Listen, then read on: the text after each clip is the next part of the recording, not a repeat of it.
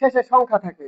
আগে আমরা যে সচরাচর অঙ্কগুলো করছি শেষে এবং প্রথমে কোনো সংখ্যা ছিল না, কিন্তু 40 নম্বর অঙ্কের ক্ষেত্রে দেখা যাচ্ছে যে শেষে এবং প্রথমে সংখ্যা আছে।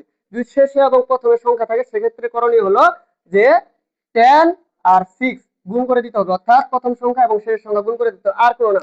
এই যে অক্ষরগুলো গুণ করা যাবে না, শুধু 10 আর 6 অর্থাৎ সংখ্যাগুলো গুণ করতে হবে। তাহলে 10 গুণন 6 গুণ করলে কত হবে? 60। তাহলে আমাকে শেষে 60 ভেবে আমার ক্যালকুলেশন করতে হবে। তাহলে আমরা জানি যে উৎপাদকে বিশ্লেষণ করতে গেলে আমাদের গুণ করে যেন শেষের সংখ্যা মিলে এবং যোগ অথবা বিয়োগ করে যেন প্রথমের সংখ্যা মাঝখানের সংখ্যা মিলে, যোগ অথবা বিয়োগ করে যেন কিসের সংখ্যা মিলে? মাঝখানের সংখ্যা মিলে, তাহলে আমরা অঙ্কটা করতে পারবো। তাহলে এখানে 6×60 অর্থাৎ আমার মনে মনে শেষের সংখ্যা কত ধরে নিতে হবে? 60 ধরে নিতে হবে। শেষে 60 আছে, তাহলে 60 কে যদি এখন আমরা ভাঙাই তাহলে কি পাবো? যেমন 60 এর গুণনীয়ক করবো এখানে 30 দুগুণা 60, 15 দুগুণা 30, 3 5 15, তাহলে 2 দুগুণা 4, 3 5 15, তাহলে 4 15 60, 15 থেকে 4 বিয়োগ করে দিলে আমার 11 পিকিউ মিলে। তাহলে 11 পিকিউ এর আগে কি আছে? প্লাস আছে, তাহলে আমাকে কি মিলাইতে হবে? তাহলে দেখা যাচ্ছে যে বিয়োগ করে মিলতেছে। কি করে মিলতেছে? বিয়োগ করে না, যোগ করে মিলতেছে। যেমন 15 মাইনাস হচ্ছে 4, তাহলে কি করে মিলতেছে? বিয়োগ করে মিলতেছে। তাহলে কত? 11 হলো। কত হলো? 11 হলো। এখন 11-র আগে আমাকে সংখ্যাটা কি থাকতে হবে? প্লাস থাকতে হবে। কি থাকতে হবে? প্লাস থাকতে হবে।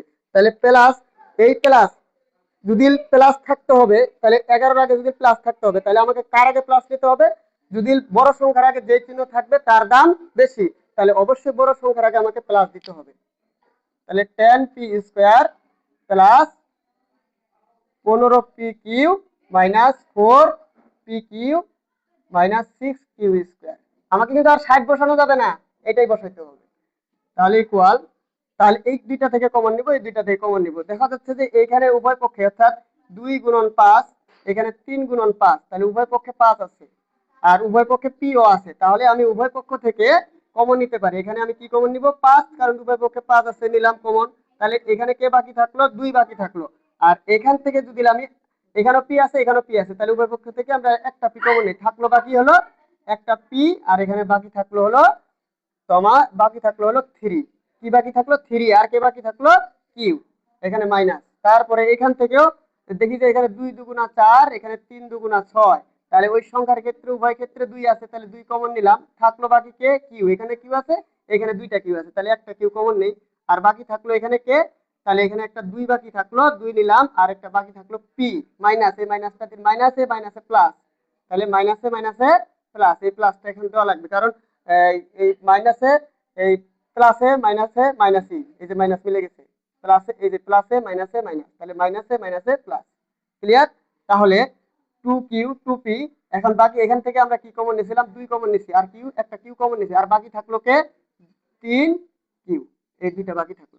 তাহলে উভয় পক্ষ থেকে দেখেন এইটা এইটা একটা, যেহেতু মাইনাস দ্বারা দুইটা বিভক্ত হয়ে গেছে, তাহলে দুইটা হলো একটা এক একটা করে পদ, তাহলে এখানে দুইটা পদ, দুইটা পদের মধ্যে মিল দেখতে পাচ্ছি যে 2p + 3q আছে, 2p + 3q আছে। তাহলে 2p + 3q আমরা উভয় পক্ষ থেকে কমন নিব। তাহলে 2p + 3q কমন নিলে বাকি থাকলো কে? 5p - 2q, তাহলে 5p - 2q, 5p - 2q, এই যে আমাদের অ্যান্সার। এটা হলো মানে মিডল টার্ম বলা হয় এটাকে। তাহলে ঠিক আছে।